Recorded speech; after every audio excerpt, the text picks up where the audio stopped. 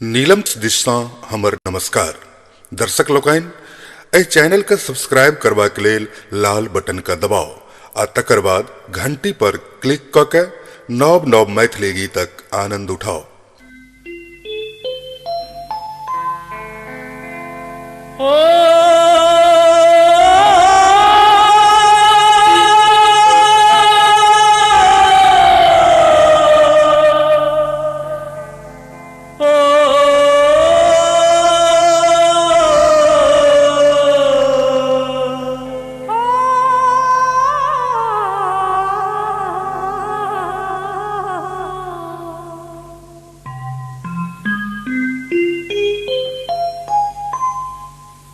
पनिया के चललो सावरो गंगा रे जमुना से पनिया के चललो सावरो गंगा रे जमुना से किया हो रामा रस्ते में भेटल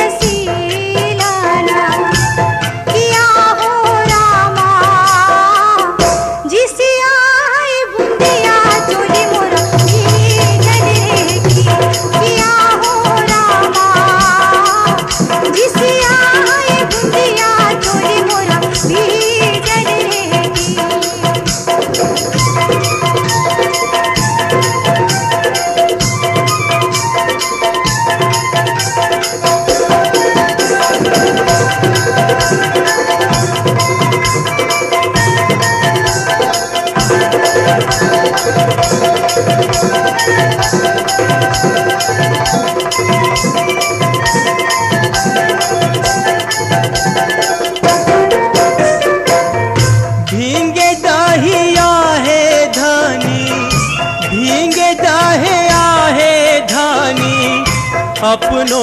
चुनरिया से भींगे दाहिया है धानी अपनो चुनरिया से किया हो रामा हमरो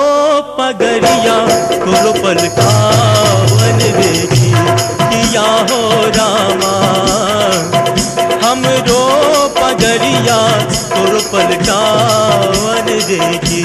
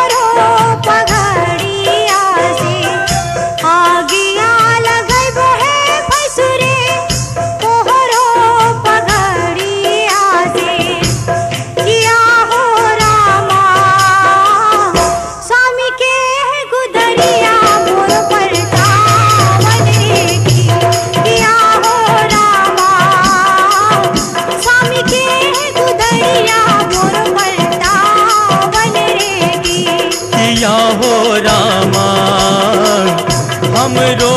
पगरिया तोरो पलटावन देखी किया हो रामा रस हंसते